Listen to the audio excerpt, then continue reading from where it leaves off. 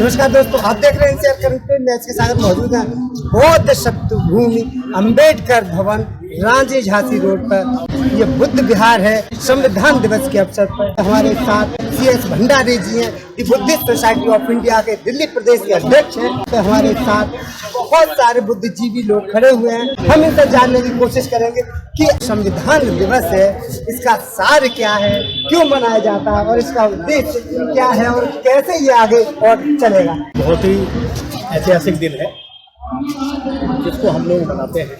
बाबा साहब doctor B.R. Ambedkar ji ने संविधान सभा को संविधान पूरा होकर के हुआ था। ये सही मायने में अगर हम ये कहें जो संविधान दिवस है ये हमारी स्वतंत्रता दिवस है। बाबा साहब डॉक्टर B.R. अम्बेडकर ने अपने संविधान के प्रस्तावना में जो हम सदियों से गुलाम थे, जो हम सदियों से हीन भावना हमारे अंदर थी, परतंत्र थे, तो संविधान के द्वारा संविधान की प्रस्तावना में हजारों वर्ष की गुलामी को कि जंजीरें जो बंधे हुए थे सारी काट दी और उन्होंने न्याय दिया, न्याय के साथ हमारा काम किया।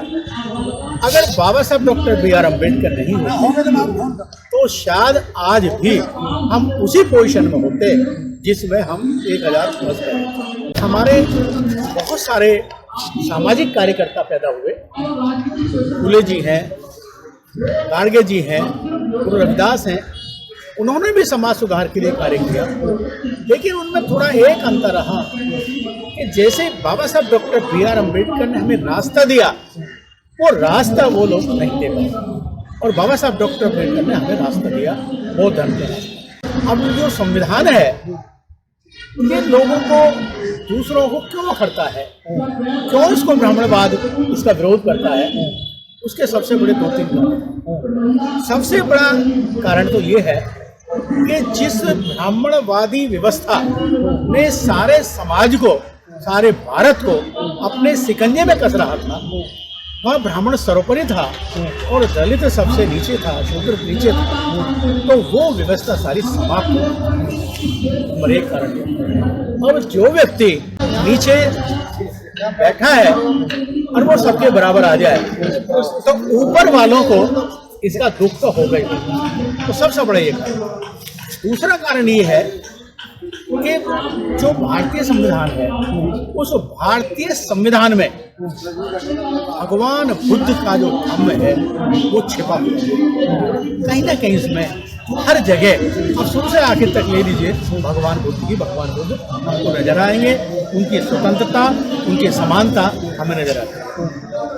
ये भी उन लोगों को नहीं करता था कि जिस धर्म को वो लेकर चल रहे हैं। हालांकि हिंदू धर्म 1918 के बाद का है। 1918 में इन लोगों ने स्वीकार किया था कि भाई हम हिंदू हैं। बाकी उससे पहले ब्राह्मण धर्म था, वैदिक धर्म था, सनातन धर्म था, लेकिन ज़्यादा महत्व ब्राह्मण जो है ब्राह्मण धर्म को देते। और ब्राह्मण धर्म समाप्त होने के बाद अब बौद्ध धर्म भारत में आ रहा था, बौद्ध धर्म पनप रहा था, तो इस वजह से इन लोगों को भी ज़्यादा दुख होता है। तो नहीं, आज की तारीख में अगर संविधान लागू है पूरे भारत को, हर कोई संविधान मानने के लिए बाध्य है, तब लोगों को फिर दिक्कत क्यों हो रही है? दिक्कत यही तो हो रही है कि भाई संविधान के तहत हमको आरक्षण मिल गया, हमें आज़ादी मिल गई, हमको स्वतंत्रता मिल गई, हमें पहनने का अधिकार मिल गया, कपड़े का अधिकार मिल गया, खाने का अधिकार मिल गया। और पहले हम लोगों को अधिकार था नहीं, हम जूठन खाते थे, बच्चे कपड़े पहनते थे, हमें रहने घर नहीं था, छोटी छोटी झोपड़ियाँ हुआ करती थी, गाँव के बाहर हुआ करते, हमसे बदबू मारते थे हम लोगों से। तो जब ये सारी चीज़ें परिवर्तन हुआ और परिवर्तन हुआ संविधान के द्वारा, तो इस लोग ये संविधान को जो ब्राह्मणवाद व्यवस्था है इसलिए वो संविधान को नहीं मानती है क्योंकि हमें अधिकार मिले और समानता का अधिकार मिला।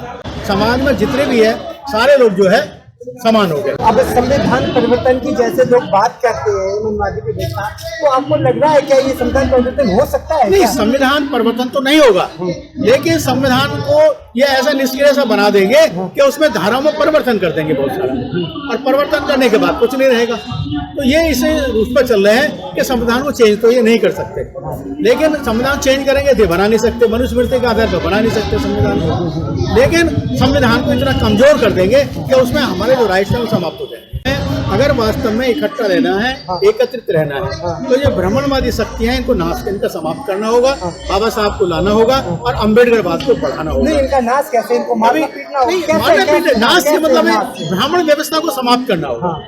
हम ब्राह्मण व्यवस्था को न माने, हाँ। हम अम्बेडकरवाद बने, अम्बेडकरवादी बने। नहीं तो हम ब्राह्मण को ना पूछे।